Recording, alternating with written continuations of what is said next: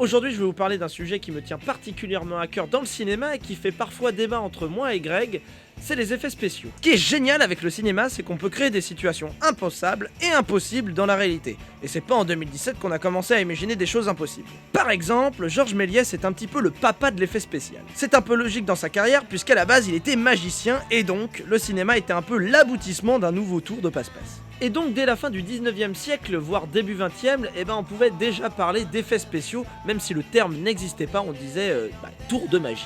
Regardez là, y a rien, et là, apparition incroyable d'un Grégoire en pleine santé. Ça va mec ?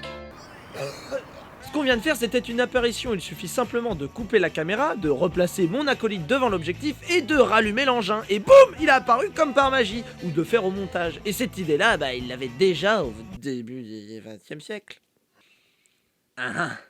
Les effets spéciaux ont bien sûr évolué et c'était l'occasion de trouver des astuces pour créer. Dans Star Wars épisode 4, c'est bien des maquettes qui sont sur un fond. Mais à l'époque, cela crée l'illusion que nous sommes dans l'espace. Space, the final frontier. Par exemple, la pluie dans une scène, c'est un effet spécial. Les explosions, c'est un effet spécial. Tout ça, on appelle ça les effets spéciaux mécaniques. Il est superbe ton spermatozoïde, Jamie. Cependant, avec l'évolution de la technologie, on arrive à l'heure du tout numérique. Et là, c'est le drame. D'ailleurs, les effets spéciaux numériques ont permis de créer des mouvements de masse, des plans impossibles à faire avec une caméra ordinaire, de créer des mondes magnifiques. Et ça, c'est un outil incroyable pour un cinéaste. Cependant, cela a rendu un peu les réalisateurs fainéants. Il est trop facile de tout donner aux effets spéciaux maintenant. Yeah, more explosions. That's always good. Par exemple, dans cette scène de The Habit où Thranduil monte les escaliers,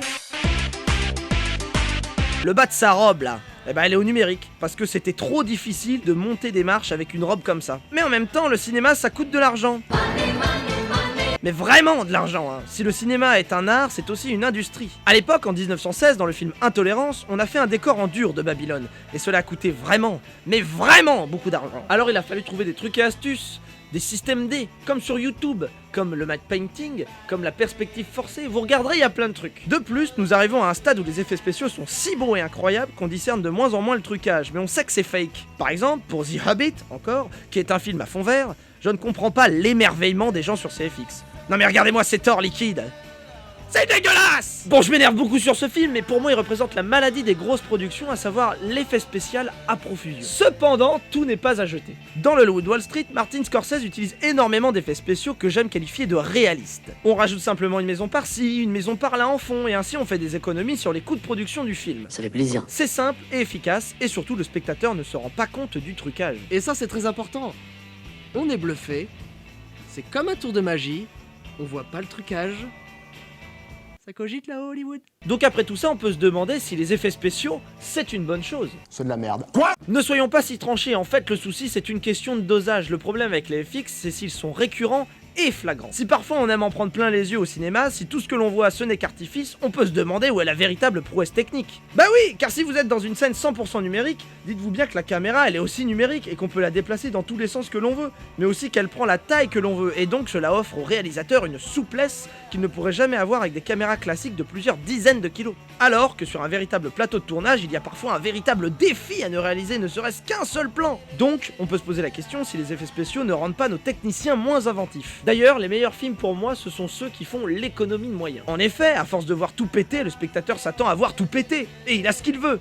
Mais votre cerveau va s'habituer devant ce déluge et au final plus rien ne va impressionner le spectateur. Alors que si le film prend son temps avec une véritable partie artistique et vous pose une seule grosse scène à effet spécial... Ah, c'est un money shot. Non mais c'est pas le sujet! C'est money pas le shot. sujet! C'est... Ferme ta gueule! M'en fous, ce sera dans un prochain épisode. Tu fais ce que tu veux, c'est ton émission.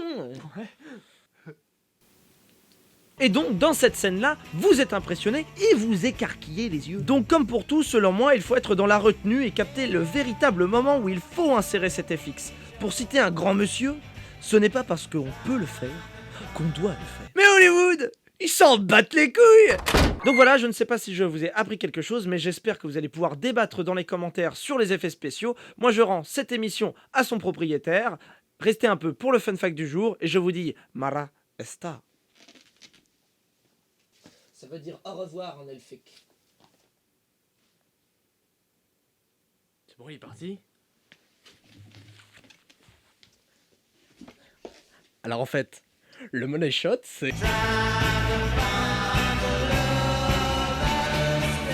Pour le fun fact, je vais vous citer ce bon vieux Jurassic Park, et comme quoi ce film c'est une bonne grosse légende. Steven Spielberg, pour faire ses dinos, voulait utiliser ce qu'il y avait de mieux, c'est-à-dire les animatronics, mais aussi des poupées. Cette technique s'appelle le Go Motion, ou animation en volume. On prenait en photo, image par image, la poupée pour créer le mouvement. Et ça, Steven Spielberg avait mis un monsieur sur le coup, Phil Tippett, un véritable pro. Sauf que James Cameron avait commencé à démocratiser les effets spéciaux par ordinateur. Alors, Steven Spielberg, intéressé, a demandé un rendu de dinosaure en ordinateur. Ce rendu, il l'a montré à Philip Tippett, et Phil était complètement abasourdi. Et vient alors la scène dans Jurassic Park.